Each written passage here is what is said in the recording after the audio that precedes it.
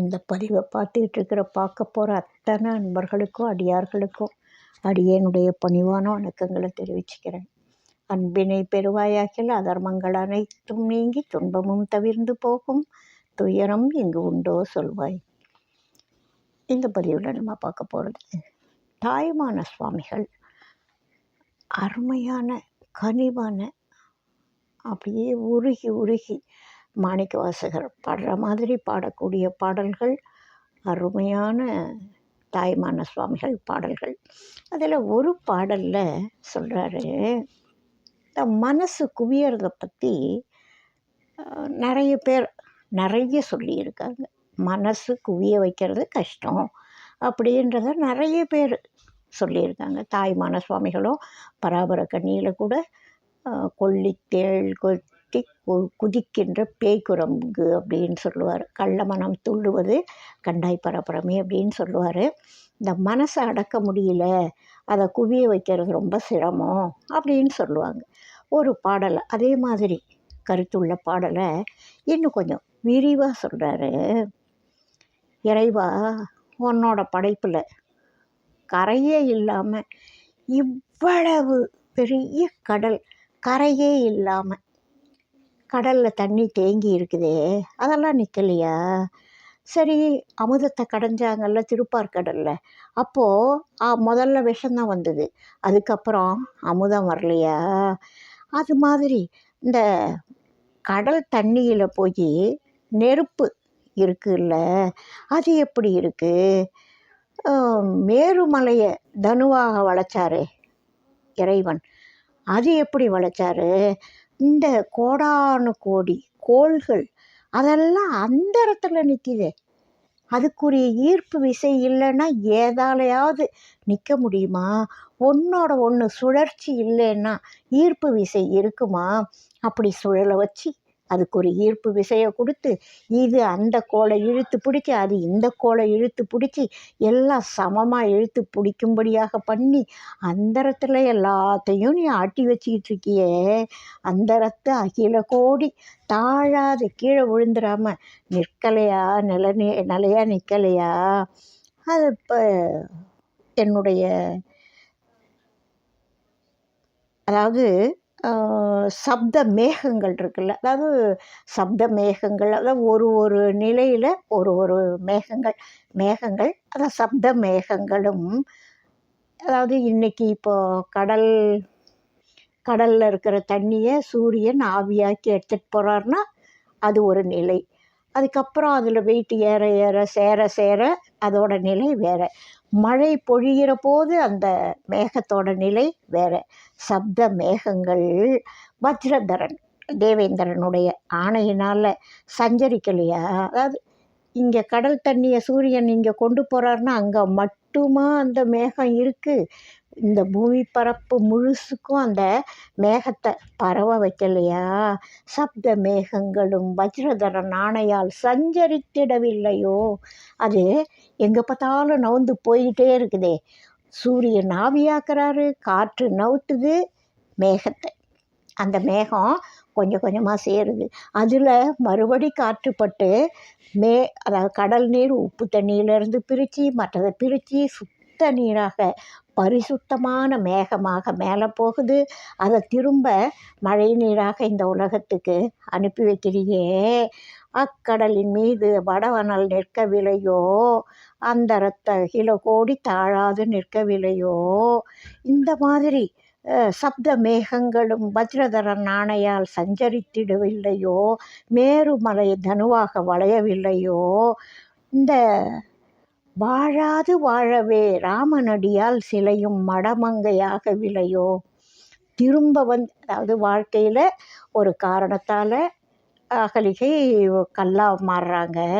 அந்த கல்லில் ராமனுடைய கால் பட்டு மறுபடியும் அவங்க நிலச்சி நிற்கிற புகழோடு இருக்கும்படியாக ராமனுடைய திருவடிப்பட்டு பெண்ணாக மாறலையா? மணிமந்திரமாதியால் வேண்டு சித்திகள் உலக மார்க்கத்தில் வைக்கவில்லையோ? அதாவது வேதங்களில் சொல்லப்பட்டதில் பல மந்திர கருத்துக்கள் இருக்குது, வேதங்கள் இருக்குது, அதோட பலன்கள், அதோட வெற்றி, ஒரு விஷயத்தை சொன்னால் அதுக்கு என்ன வெற்றி அப்படின்றதெல்லாம் மணி மந்திரங்கள், நாம மகிமைகள், இதெல்லாம் அதனால் கிடைக்கக்கூடிய சித்திகள், இதெல்லாம் உலக மார்க்கத்தில் நீ வைக்கலையா, பரவி விடலையா? இத்தனை காரியம் பண்ண உனக்கு எது கரை இல்லாமல் கடல் நிற்கிது, ஆழம் அமுதாக வருது, கடல் மேலே நெருப்பு நிற்கிது, அவ்வளோ தண்ணி, அதில் நெருப்பு இருக்குது, கோடானு கோடி கோள்கள் அந்தரத்தில் மிதக்குது, மேரு தனுவா வளையுது, சப்த மேகங்கள் வஜ்ரதரனுடைய தேவேந்திரனுடைய ஆணைக்கு கட்டுப்பட்டு சஞ்சரிக்குது, மணிமந்திரங்கள்லாம் இருக்குது, அதோட சித்திகள் இருக்குது. இது உலக மார்க்கத்தில் வச்சிருக்க. வாழாது வாழற வாழ்வுக்காக ராமனுடைய அடியால் சிலையாக கல்லாக இருந்த மடமங்கையாக்கின இவ்வளவு செய்கிற உனக்கு இதெல்லாம் பெரிய பெரிய வேலை, இதையெல்லாம் விளையாட்டாக செய்கிறியே. வாழாது வாழவே ராமனடியால் சிலையும் மடமங்கையாக விலையோ, இதெல்லாம் பண்ணுற மணிமந்திரமாதியால் வேண்டு சித்திகள் உலக மார்க்கத்தில் வச்சிருக்கிற மக்கள் மனசில் பரவறதையும் சொல்கிறார்.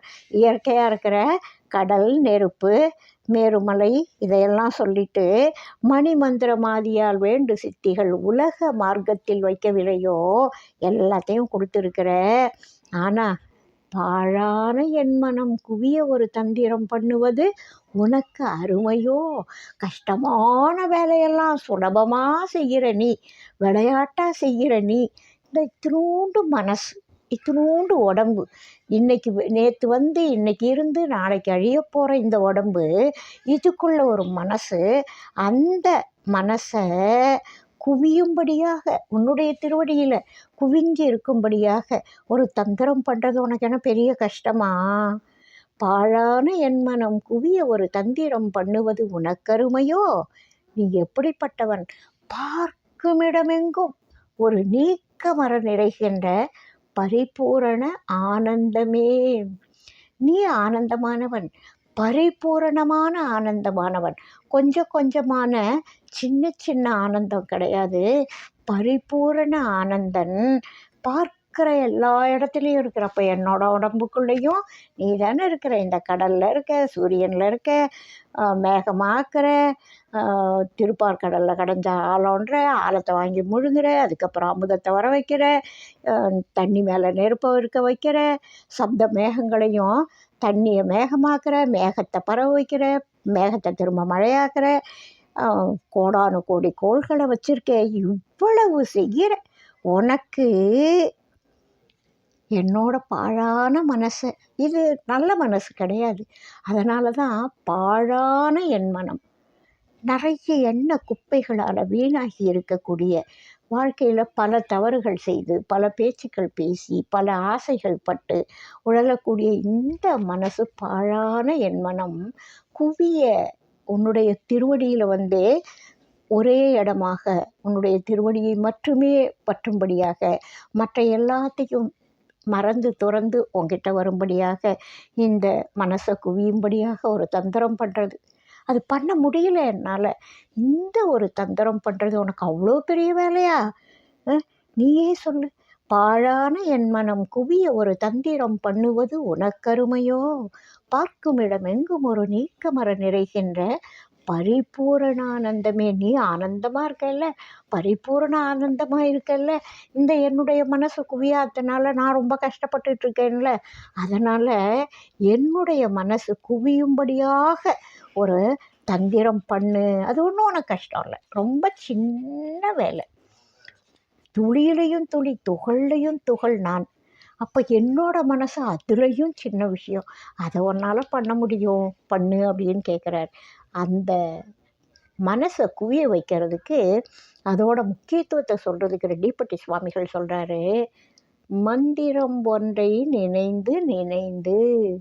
இந்த பாழான என் மனசு குவியறதுக்கும் ஒரு வழி சொல்கிறேன் பார், கேளுங்கப்பா. மந்திரம் ஒன்றை நினைந்து நினைந்து மனம் குவியும்படி. அந்த மனசு குவியணும்னா ஒரு மந்திரத்தை வை. மந்திரம் ஒன்றை அதையே நினச்சிட்டு ஒரு மந்திரத்தை தேர்ந்தெடு, அதையே நினச்சிட்டு மந்திரம் ஒன்றை நினைந்து நினைந்து மனம் குவியும்படி சிந்தை தெளிந்து நீ பாடுவாய் தினம் தேடுவாய் அப்படின்ற பாடலில் இந்த மனசு குவியறதுக்கு உண்டான ஒரு அருமையான மார்க்கத்தை ஆண்டவர் ரொம்ப அருமையாக சொல்லி காட்டுறார். மந்திரம் ஒன்றை நினைந்து நினைந்து மனம் குவியும்படி சிந்தை தெளிந்து நீ வாடுவாய் தினம் தேடுவாய். அதுவும் எப்படி நீ மனசு இருக்கணும்? மனசுன்னா மற்கடகப்பிடி ஒத்து நிலைத்திடு.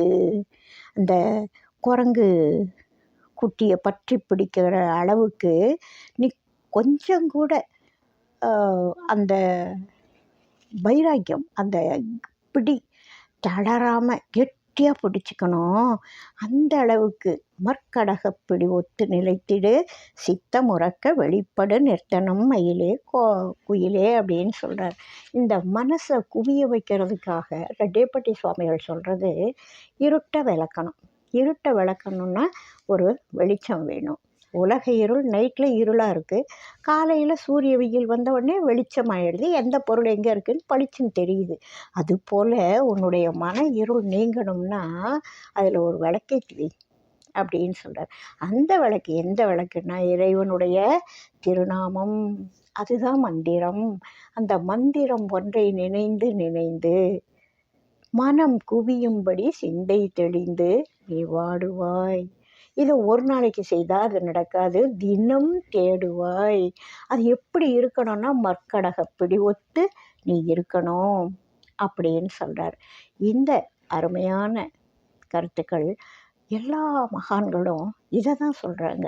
அதுக்கு வழிகாட்டக்கூடிய இந்த அருட்பாடல்கள் மிகவும் தெளிவாக தினம் சொல்லி பார்க்கக்கூடிய பாடல்கள். தினம் நினச்சி நினச்சி நினச்சி அதையே சொல்லிகிட்டு இருந்தோன்னா அதுவே நடக்கும்.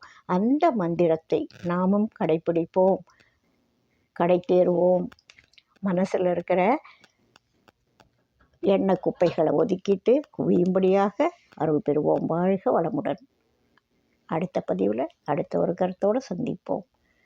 வாழிய நாளும் மெய்மை வாழ்க நல்லறங்கள் எல்லாம் வாழிய பெரியோர் நாமம் வாழியே வாழி வாழி.